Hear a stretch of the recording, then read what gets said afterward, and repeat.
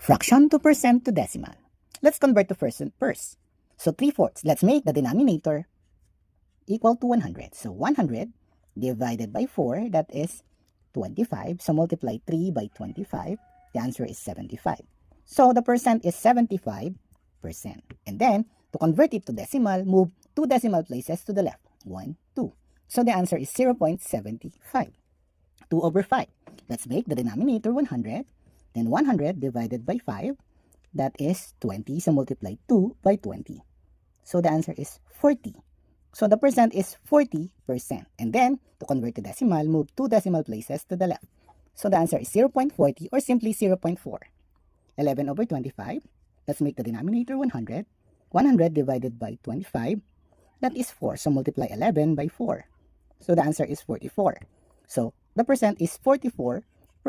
And then, to convert to decimal, move 2 decimal places to the left. So the answer is 0.44. 9 over 20. Make the denominator 100. So 100 divided by 20, that is 5. So 9 times 5 is 45. So the percent is 45%.